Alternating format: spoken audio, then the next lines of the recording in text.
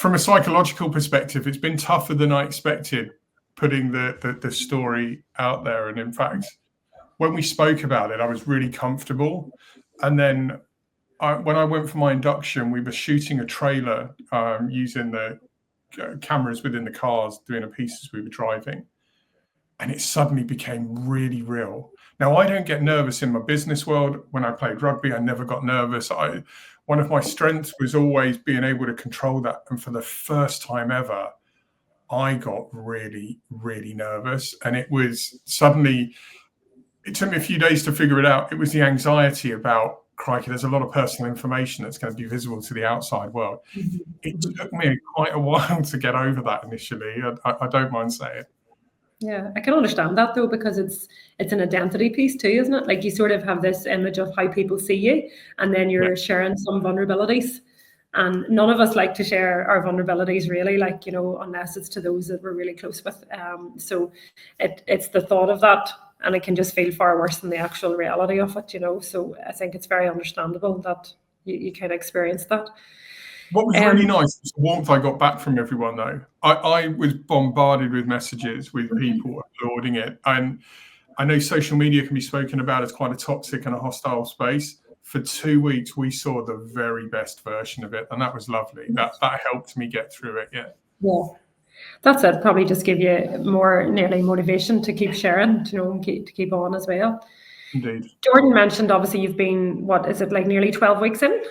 Is that right? Yeah. So I'm at today's Thursday. I'm at the start of week 12 today. Okay, brilliant. And you've obviously nailed a lot of your kind of targets already. So yeah. So he asked me what did I want to lose at the start, and I was heavily overweight. I think I'm right in saying it was 114 kilos I was weighing at an induction, and I said, if I could lose 2 stone, I'd be happy. But if I'm honest, I kind of knew that was an arbitrary number, and I knew there'd be more to it. And Jordan initially set that as the 24-week target, but we actually hit it last week. And I guess the routine he asked me to get into, I've struggled historically with diets and focus, and I've not stuck to them. But because he anchored everything within the health, and I was looking at some poor health data, I think that was really the shock that I needed to finally take things seriously. So I completely came off the booze, alcohol-free for 10 weeks. And I genuinely think that's the first time I've done 10 weeks without alcohol since I was like 18, 17. And I'm not being melodramatic with that. My problem wasn't volume or quantity. It was just the frequency of it. A beer here, a bottle of wine there, that I'd be out networking, and everything just had alcohol as a threat. I lived in Dublin for 3 years, and I kind of blame Thursday nights in Dublin for really manifesting a lot of this. But I was there when the Celtic Tiger was roaring, so I saw Dublin at its best, and the social aspect was something that I took with me when I left Ireland, because I found it to be the kind of glue to doing business. And then sugar, learning about the impact of sugar. It sounds daft given that I've played a bit of sport, but I did not appreciate how bad it really was, to the point that I was getting headaches in the first week as I was sort of coming off stuff. Yeah, it's been quite a journey across 10 weeks. Yeah. And so the fact that I know, as you said, it was sort of an arbitrary number, but the fact that you've hit that already, what has that done? Like, has it almost like driven you further, or is it a wee bit more like, oh, I'm hitting a plateau, what's next? No, I mean, this time around, I definitely want to keep going. Like now I've got my fitness to a point where I'm sort of running quite regularly, sort of doing 5Ks most days. And I don't find running particularly interesting, even going back to when I was playing sport. It was always a means to an end. I much prefer cycling, but because of the hand injury, I can't grab the handlebars properly at the moment. So I know I'm motivated to carry on. And you know, I did a video meeting this morning with one of my clients. There was about 20 people on it, and they were all talking about visibly how much weight I've lost. And it was just such a big fillip, experiencing that and coming off it. I got a real boost from that. So I want more of that. rather than the insecurities that I was carrying with the weight, I think. Yeah, that's good. It's interesting because sometimes, it can have obviously the opposite effect where we sort of hit a plateau and we think, what's next? But I think that what you mentioned at the start in terms of the health piece, that's the driver. So obviously I know Jordan would have spoke to you about this, but the number one thing that we look at is, why are we doing this? Like, what's our why? Because that's the thing that's going to keep you going whenever motivation sort of wavers, and as we know, motivation will come and go, but as humans, we tend to rely on it all the time, to be able to get out the door, to put the running shoes on, to go to the gym, to choose the right food options, instead of relying on willpower, discipline, and the kind of greater reasons. So I love the fact that you're, even as you chat there, you can really see the passion in your sort of drivers now, that greater health piece, even just the reinforcement from other people in terms of what they're seeing. That's really nice to hear. That's all been very, though. I mean, for full disclosure, I don't mind saying it because we've picked it up on camera.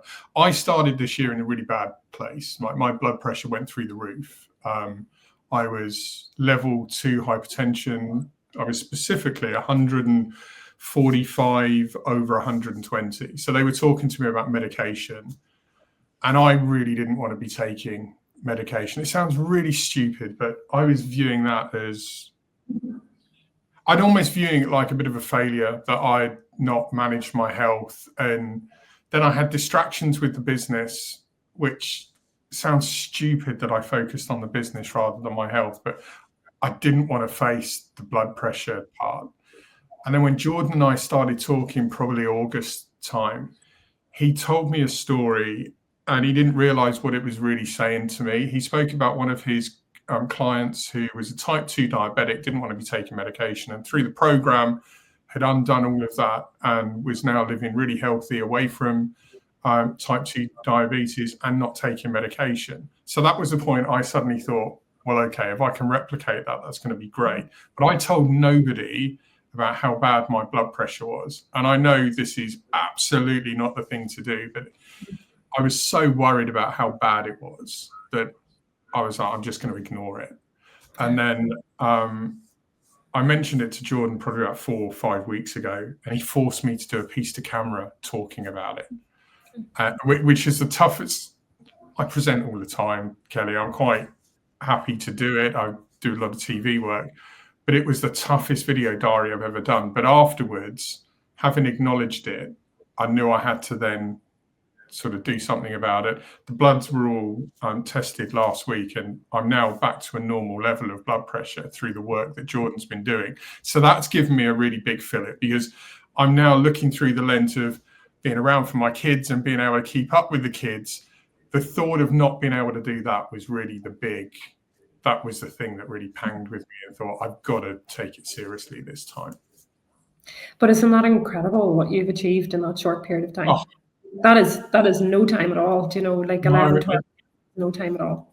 We saw the resting heart rate tumbling on the iWatch data, and I mean, Jordan had me double checking that devices were right, because the rate at which it was coming down.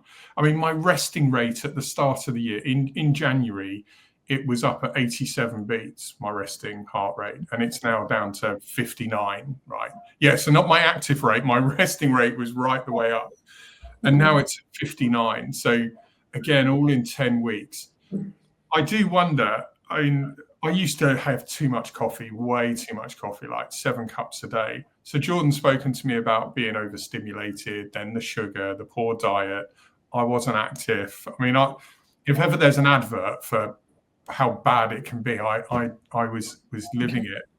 But then I found it very easy to follow Jordan's routines, I think, because I was freaked out about my health.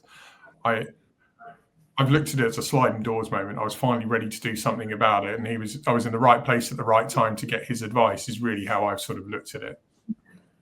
And you mentioned your kids. So, how have they found it? So would you mind just telling me a wee bit about them and what ages they are and stuff like that? And so my son's 11, my daughter's 9, like 10 in a few weeks' time.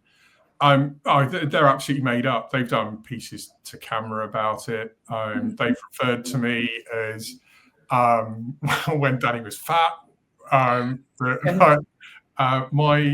I tell you what's been lovely.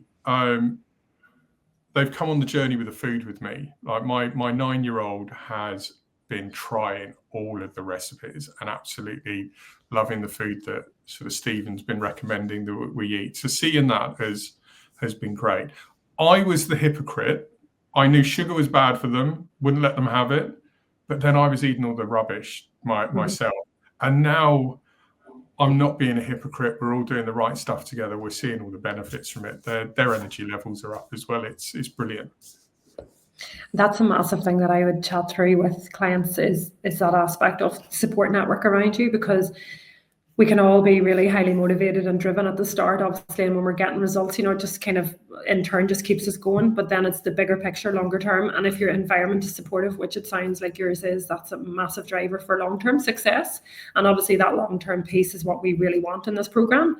It's, as I talk about, like, anyone can go intense at it for a short period of time. So it's that short-term intensity, but long-term consistency is so much more important and is always going to trump that short-term intensity. So I think that even when you described there about your kids getting involved in the journey and even just being excited, and of course as kids do, they always tell us the home truths, don't they? So now they're, you probably feel more proud as well, because they're excited to almost show their dad off. I absolutely. I put a camera on them and I said to Darcy, so I just want you to describe how Daddy was before I started on this and how I am now. And what she said was, well, Daddy used to be a drunk. And I was like, okay, we can't use that, because what she was saying is Daddy used to drink beer and now he doesn't. But bless her, just the innocence in what they were saying. But it got me thinking about her optic and kind of the lens that she had and all the rest of it. They're interested in everything that I'm doing now, and every day they'll come home from school and say, "How's the food been? How's your training going?"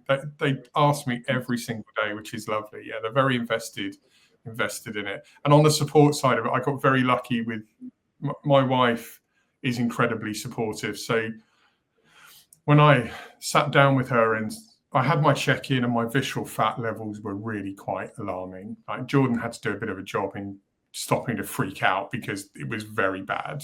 I was at a level 20 when we started the program. And I sat down with my wife, Hayley, and said, look, we've got to do something about this. And she said, right, just send me what we need food-wise. I'll get rid of the rubbish out of the house. I'll get all the stuff in that we need, and we'll do it together. So from word go, everyone has just been so supportive. And before I knew it, I remember having a chat with Jordan saying I didn't feel like I was on a diet anymore or following a diet plan. It had gone through that period of, well, this is just how we eat now. This is the routine. And I don't recall ever getting to that point before. What you were saying about sort of giving up complacency, that absolutely was me. This is the best I've ever done and the furthest I've ever come so far.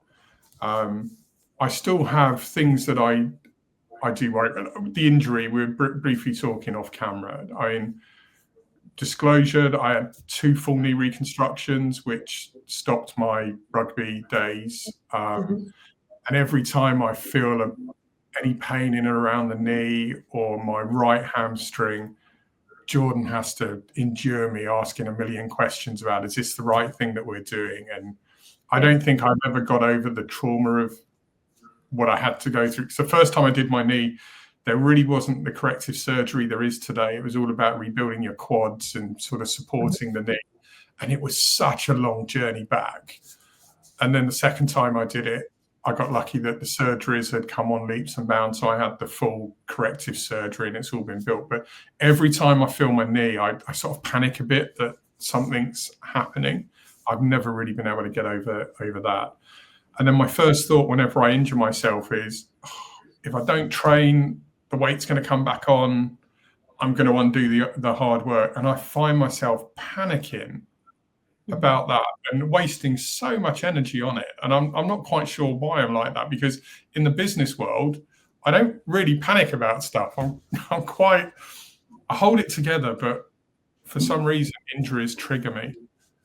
Well, obviously you described the kind of almost the trauma-like experience with it, and I think it'd be fair for me to hazard a guess that there was probably no psychological support through the rehab process as well. Whereas nowadays, when you're dealing with athletes, so my primary work is obviously with high performance athletes, and when they get any kind of significant injury, in particular like those longer term injuries, ACLs, all that sort of stuff, like it's the first thing that we do is put in the psychological support around them, because it's obviously how we deal with that injury, which is going to really determine how we come out the other side, but then also letting go of the baggage longer term, because a lot of these athletes are obviously returning to the pitch or returning to the running track or whatever it is, and you can be hesitant and obviously all those different things. So I would safely say you're just holding on to a lot of those emotions and trauma experiences from it, because you never really have offloaded it properly, in a sort of controlled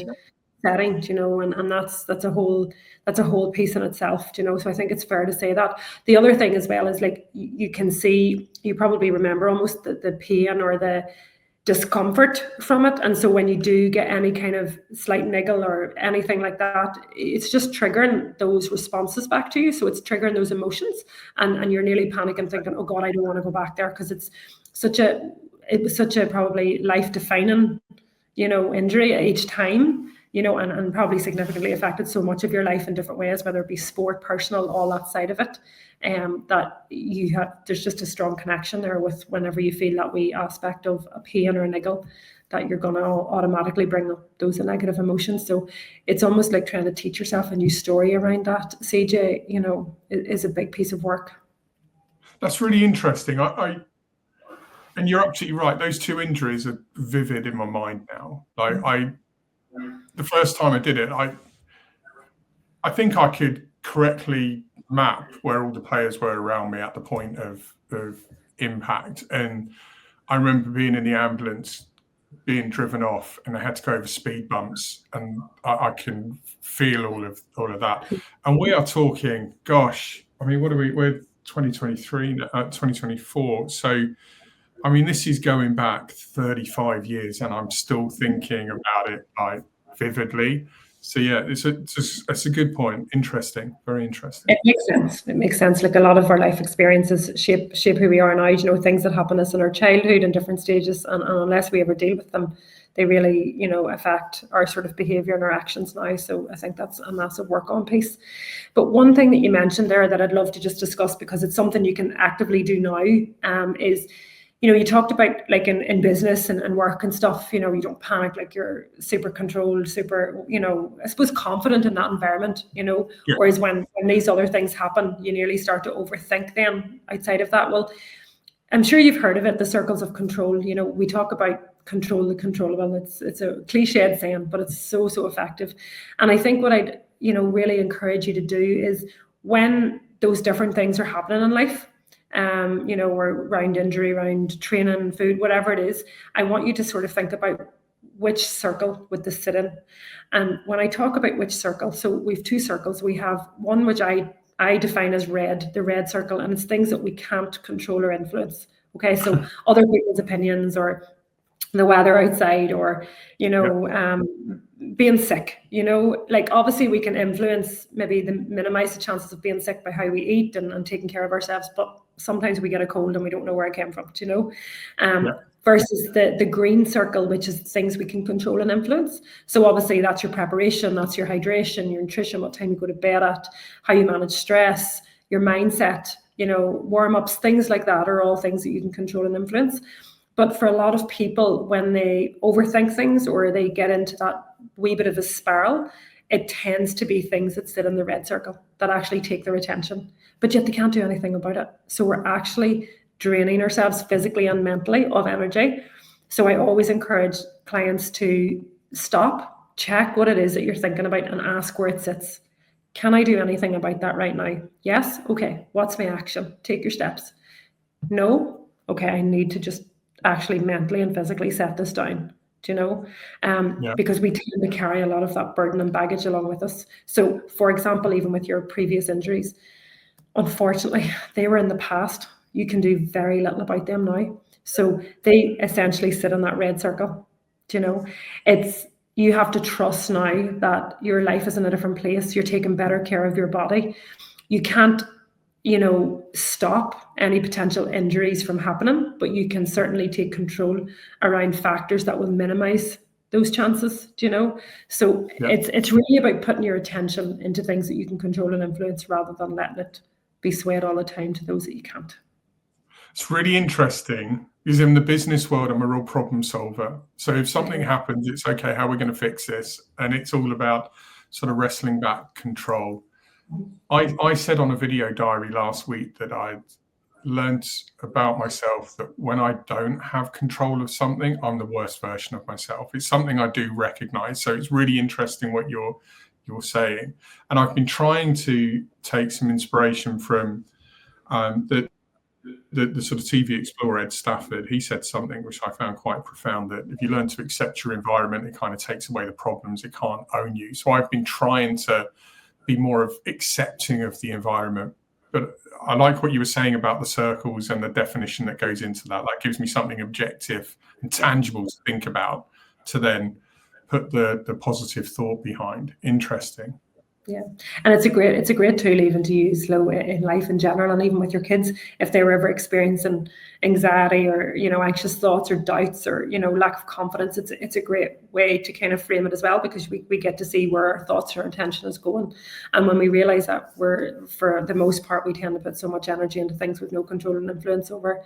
It can be sort of pretty eye-opening in terms of that. So I think it's definitely something just to consider. And the other aspect is to challenge, challenge a lot of the thoughts that you're having. So yes, we want to accept that there's things we can or can't do or whatever it is, but we also have to challenge where some of the thoughts come from. So you're in a really good place right now, and it sounds like you're in a really good mental space as well, just because of the progress that you've made on this journey, and I guess the reinforcement you've got from that.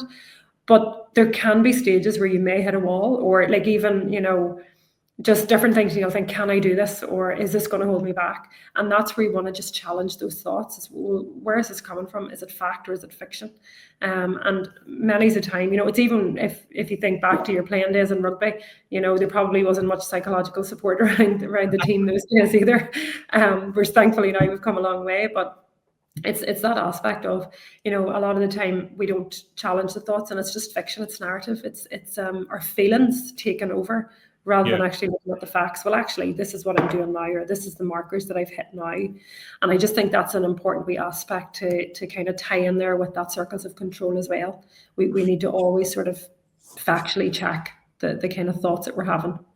It's a really good point. And I think if Jordan heard you say that, he would be, I could hear him saying to me, so when you've been feeling the DOMS, that's just muscle soreness from us rebuilding and you're okay. It's not an injury developing. It's particularly around the glutes and the hamstring. I've been really nervous because of the proximity in the chain going through to the knee, and I have questioned and queried a lot whether it's right what we're doing. But hearing what you were saying there, challenging the thought, reinforcing muscle soreness is okay. You're not going to break down. It's just part and parcel of what we're doing. Focus on the recovery. You'll be fine. And that's a really interesting point. And tie into it as well, what can I do? Because again, when we're coming back, so even when you talk about your hand injury, okay, so, you said yourself you were kind of in foul form for a little while, which is totally normal, right? But the reason why we get in such bad spaces with injuries and different things is because we're so focused on what we're missing out on. What I can't do, this is going to sound, we're worrying about all those things again that we can't control right now, instead of actually going, well, what can I do? Okay, well, I can still do some leg work. I can, do X, I can do Y, and you need to just try to adjust that mindset all the time into thinking, right, what can I do right now? So even just say you have you've talked about being so busy at work, and I know even just through our correspondence how busy you are. So even those busy times can kind of almost disrupt our routines and our flow. And obviously you've been doing a really good job of not letting it. But there again is stages like we always want to prepare for the what ifs, what might happen. And then when we're prepared for them, they sort of take less out of us. We don't sort of distract us as much.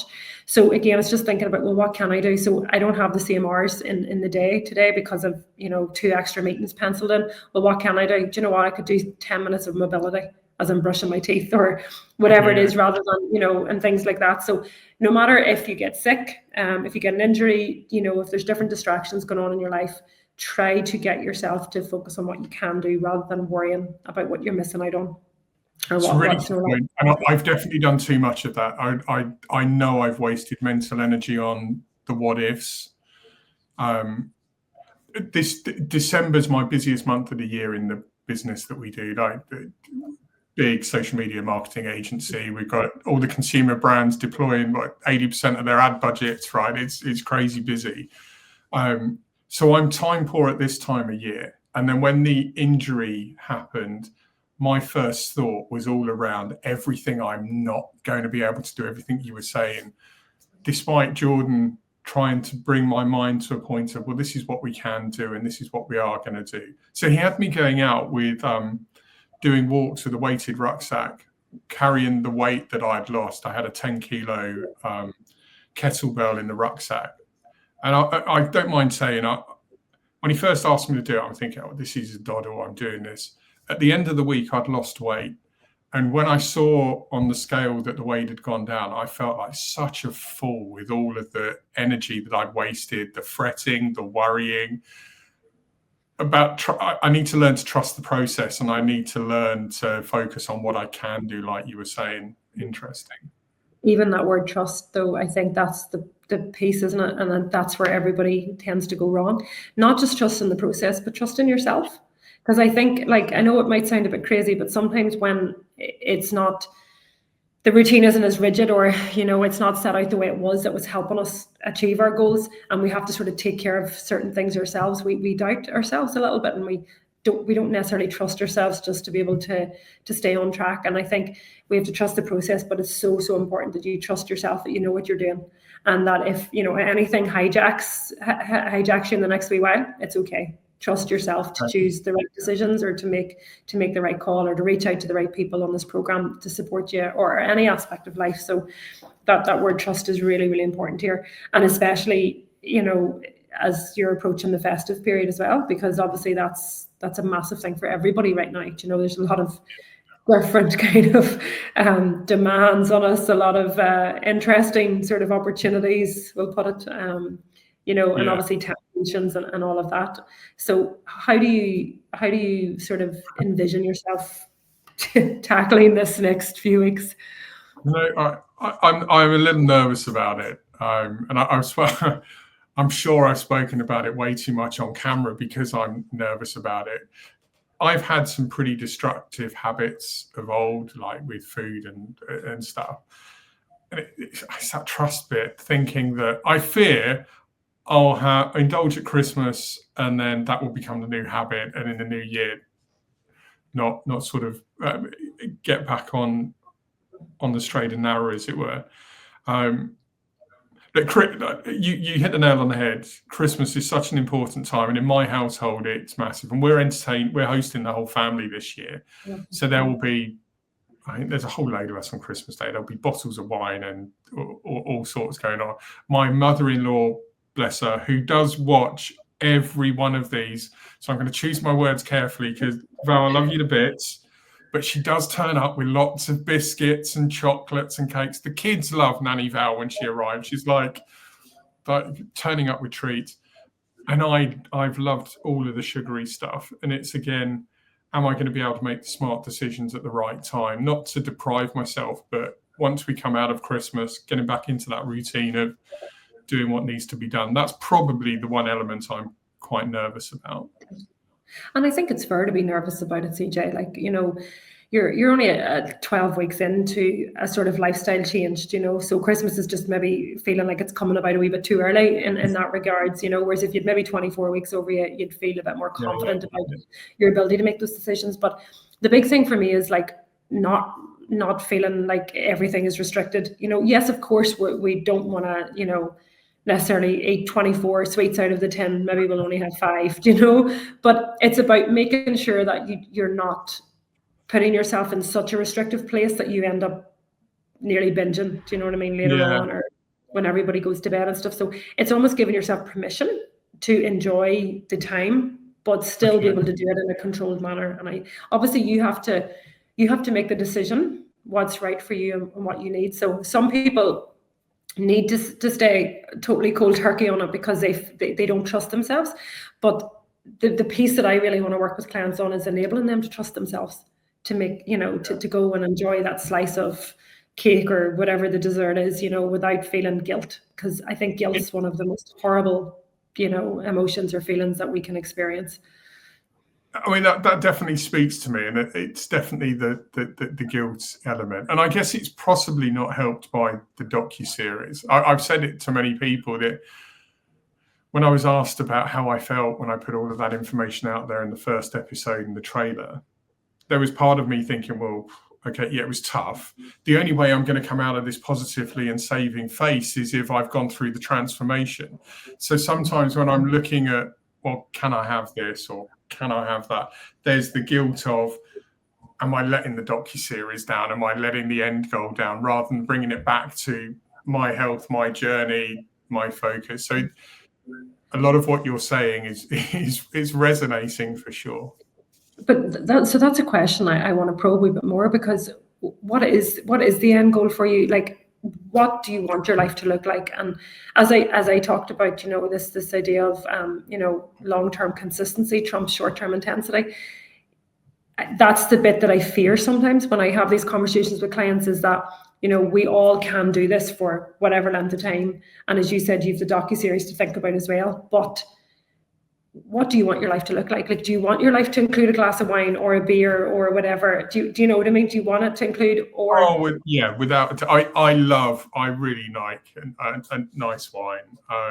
And the thought of opening a bottle of wine over Christmas, I'm definitely smiling about the prospects of that for sure.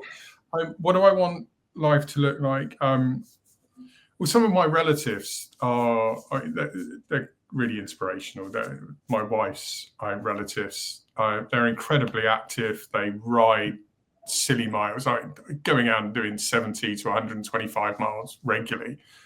But they've got such a zest for life because of the energy that they've got. They go off on adventures. The whole family's active. The kids have grown up being active, and I guess that's what I want for my young family, and the children to grow up wanting to be active as a result and understand the good nutrition and everything that comes from feeling healthy and positively. I've missed it. I forgot how it felt.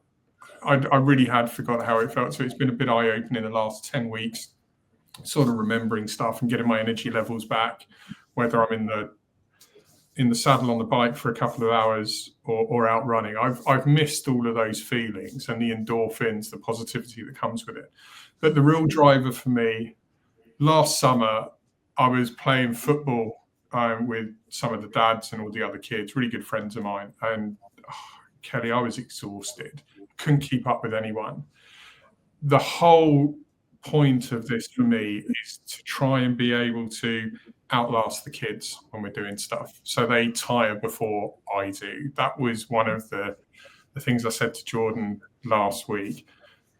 I want to have the energy to be active, to potter, to do stuff with the kids, and not be the person I was 11 weeks ago, which is sat on the couch exhausted at the weekend trying to recharge the batteries to go again. I was in an awful loop.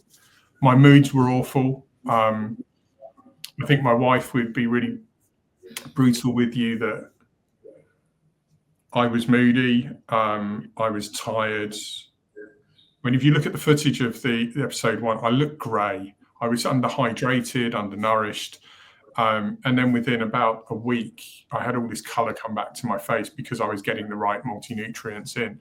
So I sort of understand where the errors have been. But what I want is to enjoy life, enjoy the nice foods, the wines with family and friends, because I do have a great circle of friends and I've sort of missed socializing with them. But finding that balance so that I can maybe be focused on nutrition and away from alcohol during the week, sort out the fitness and enjoy the weekends with the family and friends. That's probably what I'm trying to aim for.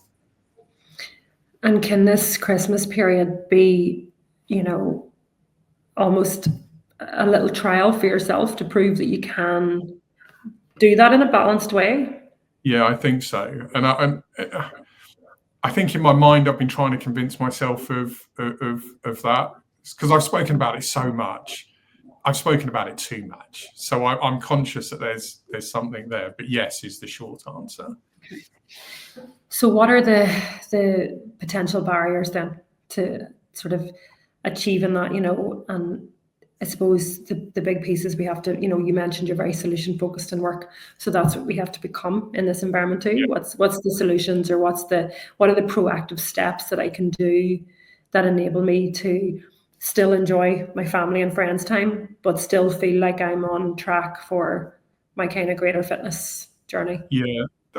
So I can absolutely control the training days that I do and when I go out for a run.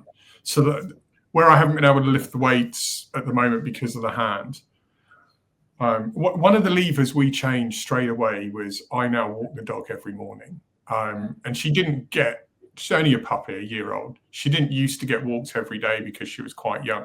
Now she's walked every day. She expects it, and she's a nuisance if she doesn't. So I was struggling with how am I going to fit in walking the dog and doing the resistance session and doing the business. And then it suddenly dawned on me, well, I can take her on a 5K run with me. That walks her. I'm back quicker than the walk time. And that's all before work. So I've started taking control of that. I can absolutely maintain that through the Christmas period. I know getting out in the fresh air and having that quiet time to myself also helps centers me and brings my mood back. So I can definitely do that. The hosting, I can absolutely look at sort of the food plan for that sort of festive week about when do we indulge and when do we balance that up with not so rich food so that it's not a deluge. I can definitely do that. Yeah, off the top of my head, they're two things that I can definitely control. Okay, so what I would suggest is, that you make a really active plan to sit down and do that. So, for example, that food one, so that's going to take a wee bit of planning, probably with your wife, Yeah. or whatever that looks like, or even just as there alternatives. So, if you're still doing a certain thing for everybody else, like, is there just one or two small alternatives for you? And as I said, not where you ever feel deprived. Like that's not, Christmas is about enjoying yourself. Does it mean letting go and binging and everything, undoing everything? No, it doesn't mean that. Like, obviously it's different for every people, but it's like when people go on holidays, they kind of use it as their opportunity to not exercise anymore. Whereas, like, personally, I'm like, why? Like, why would you not want to go for a beautiful run along the beach or along the coastal path or whatever? But it's kind of the mindset that we have, and I think people choose holidays, Christmas, different things like that, also as nearly opportunities to sabotage themselves. So I think what I really want to encourage you to do is give yourself permission to enjoy it. Trust yourself that you can make good decisions, but you can still move the needle forward. So it's not necessarily in that, say, 2-week period where you need to be losing weight. That might not be your goal, but maybe your goal at the end of that 2 weeks is different. Maybe it's actually I exercised 6 times, or I, maintained, or whatever that looks like. And that's obviously something you can chat with Jordan. But I think it's really important that you kind of almost set yourself a little goal for that. And it's not to do with like necessarily having to see the scales move down or anything like that, because that's just going to put unnecessary pressure. Yeah, and I think that's probably one of the challenges I've had, because I didn't look at the scales for 8 weeks. I just trusted the in-body check-in and the data that Jordan was giving me. And then it's only because of where I've not been able to drive with the hands, I've not been able to get there for a scan. So we've had to do more traditional weighing. And because I've seen the scale, I know I can obsess about that. I also need to remember what Jordan was having me do on the bike in the zone 2. I struggled with this, Kelly. He asked me just to ride at a specific heart rate, which wasn't flat out. I wasn't going full tilt. I've done lots of riding, and people were going past me, and I was like thinking, oh, this is really frustrating. Strava data is going to tell me that this segment's slow. And I was looking at all the negatives of it. And then when I looked at the accumulative calorie burn at the end of it, I suddenly realized what he was doing. He had me in that fat burning zone. So as I was going slower, it was far more efficient in the weight loss. If I can get back on the bike, all of my concerns go away because I know I can sit there on that heart rate and I know the good that I'm doing. So that I'm hoping that this comes off in a week's time, so then I can start gripping the handlebars and doing that. Until then, it's sort of road work and 5Ks most days, really what I'm doing at the moment. Well, just have a plan, and worst case scenario, obviously we're going to be optimistic that it comes off, but just worst case scenario, for whatever reason it doesn't, just okay. I think that's the piece to be really important to really tune into your mindset there is like, okay, you know, as I said, we're going to be optimistic it happens, but worst case scenario, how am I going to deal with this? Do you know? Okay. And again, that's the time to go, no, I'm focusing on what I can do right now, not worrying about it, like, you know. And I suppose it's a bigger picture thing. You need it to heal properly, do you know? So you don't want the process to be rushed just because it gets you better. You know, or you'll have the impacts of it longer term. So there's a lovely little a clip actually of you know, an Irish rugby player talking, Paul O'Connell. You've probably know him. Well, yeah. Famous. There's a lovely little clip of him, and he's talking about when he used to struggle with injuries and different things, and he talked about developing that mindset to win the moment, just win the moment in front of his face. And that became a bit of a mantra for him as he was kind of coming back from very significant injury. And, you know, he said when he started to focus on that and just, it's ultimately what it is about being present.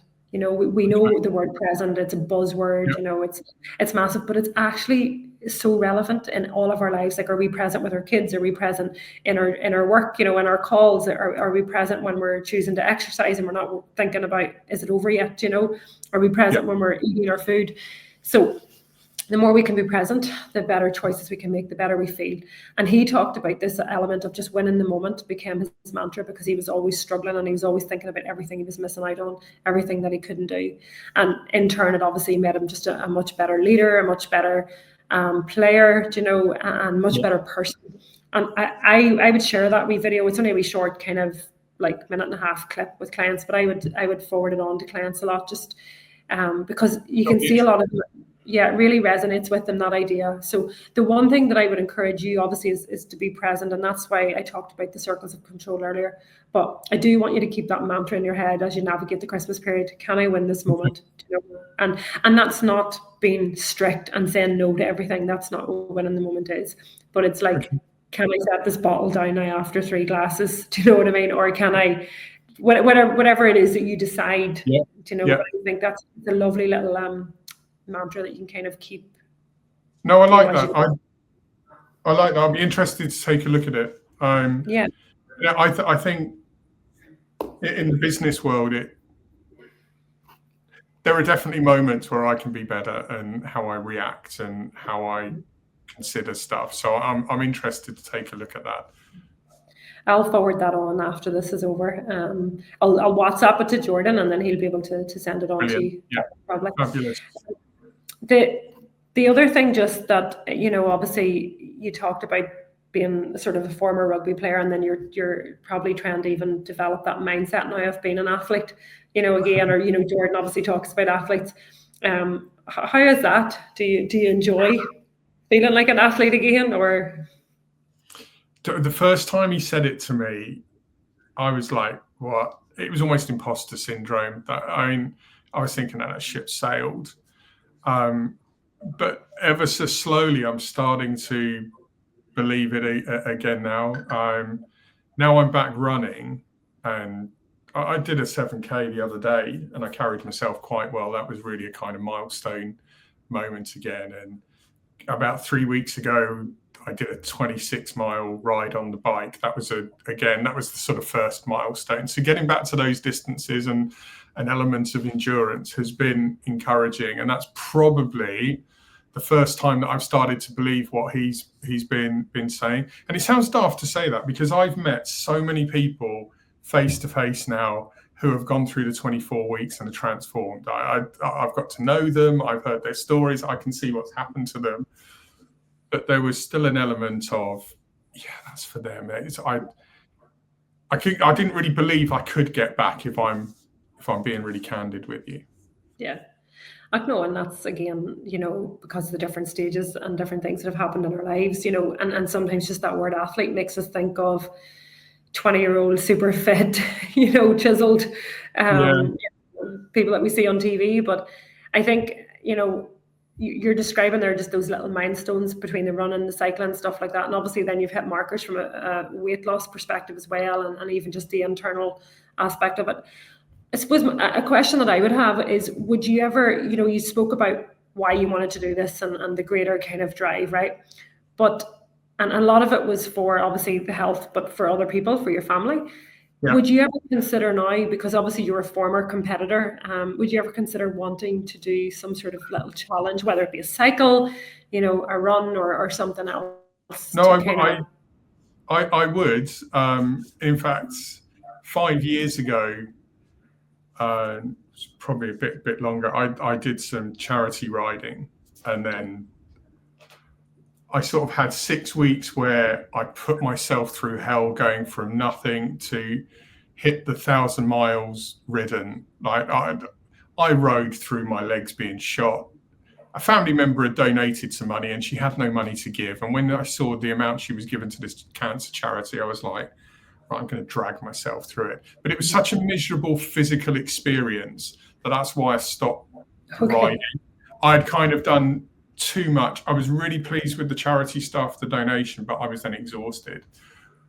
But I wasn't in the physical state to do it. And I think that was the problem. Whereas now I know that I've probably got the physical elements to do stuff like that without it hurting as much as it did. I know how to recover and hydrate the body better now. So I would definitely be interested to do it. And for the first time in 20 years, I could now see myself doing coaching with the kids, which is not something I'd ever entertained. I still have my last pair of boots in the garage. It sounds really stupid, but this is how much I've got a lot that I've not closed with rugby, and it's really interesting some of the things that you've picked up on. But the last pair of Adidas World Cup boots I have, they're still in a box in the garage. I won't let my wife throw them out because they were the last pair of boots I wore. They were only worn about 4 or 5 times. And I've harbored a thought of one day I'll get them back on. And I honestly thought that day had gone, but I could now see that happening, Kelly, which is quite interesting. But yes, would I do a challenge? I absolutely would. It'd probably be more cycling orientated than running. I have to work harder at running, and I'm not the quickest by any stretch. Mm-hmm. But in the saddle, I'm all right. My fitness levels are okay. And just the reason I mention it, I suppose, is because sometimes things like that can just give us an extra incentive, not necessarily like to be another driver, but more just something of interest for you, like for ourselves. And I think that like it doesn't even have to be an extreme challenge, like that one that you described there. Obviously, you did it for a cancer charity, but it sounded like a fairly extreme challenge, and yours could be like a 50-mile cycle or something, you know what I mean? Something that's much more doable, but like, it's stepping stones. So they're just other ways to kind of almost add another layer to that athlete aspect too, and again, it's obviously everybody's personal sort of. No, I'm interested, and I've got people that would do it with me so it wouldn't be a solo there. It's a good friend. He's big into his fitness. He's always asking me about whether I would do more challenges and stuff. I mean, he does ultras and stuff, so he would go out with me doing a recovery ride while I'd be trying to set a target type thing. Yeah, there's plenty of people that I could lean on to do that. So I'll give it some thought. It's an interesting question. Yeah, I think just definitely for 2025, it could be something to sort of target, even if it's later in the year and stuff. Because even when obviously, depending on what you choose to do at the end of your 24 weeks or the end of your journey here, you still want to, obviously by the end of it, our goal is that you're feeling in a great space mentally, that you want to continue all of that. But I always think it's important to encourage the clients to kind of follow their own path to a certain degree as well, in terms of what interests you and stuff like that. So as you feel fitter, stronger, better, you might just get a little bit extra sort of drivers for things like that, There's sort of 2 last things that I just want to briefly mention. One of them is, obviously you've achieved an awful lot in the space of 11, 12 weeks. And yes, you've documented them and you spoke about them like that, but have you actually sat down, listed them out and went, holy shit, excuse the language, look what I've done in 11 weeks? No. And the reason I'm laughing is I have to go back and watch some of the previous episodes for editing and marketing purposes.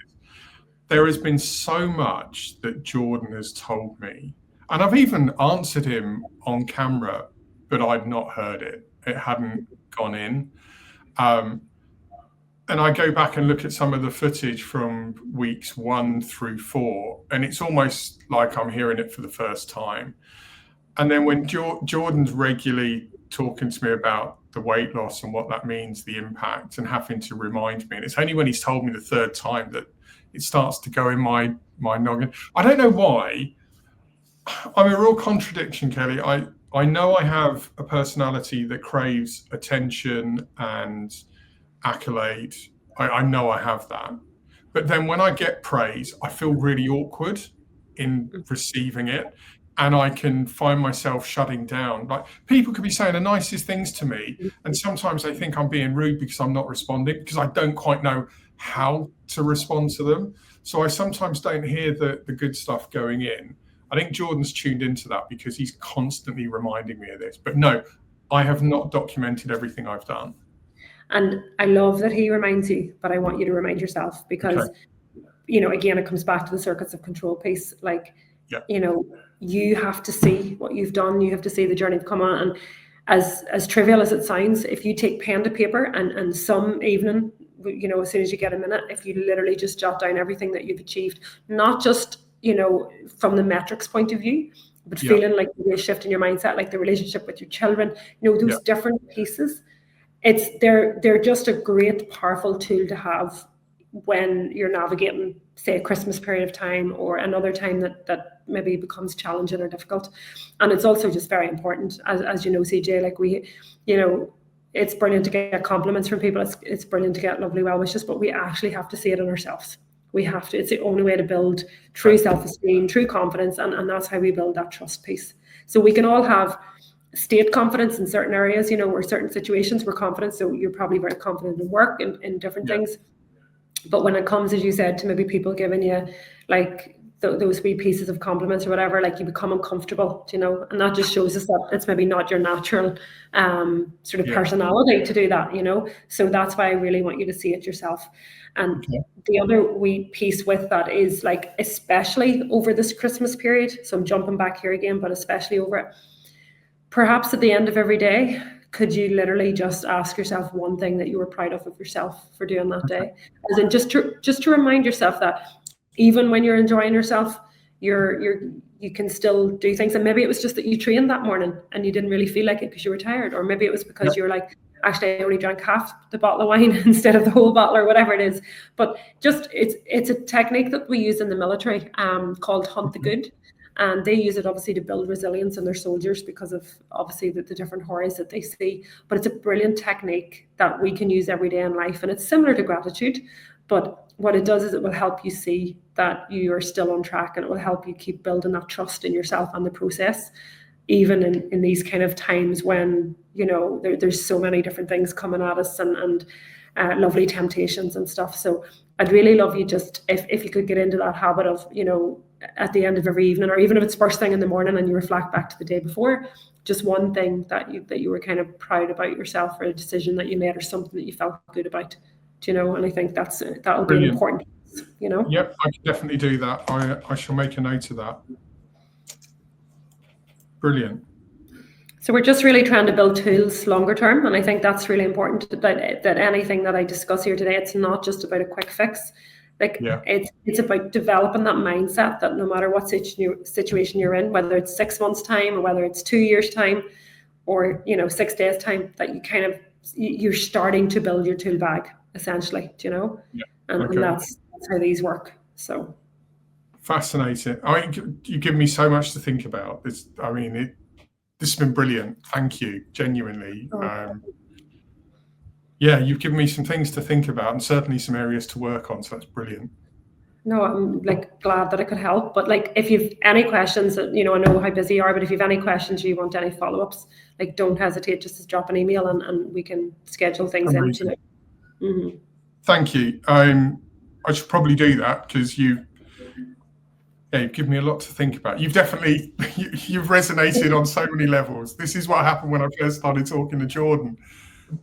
Just suddenly light bulbs went on. Look, I can see why you work with the people you do. I have to be honest, when Jordan read out your role of honor, I was like thinking, God, proper imposter syndrome kicks in, Olympians and all the rest of it. I can see why you work with them and help them. Amazing, brilliant. Thank you so much, Kelly. It's been lovely.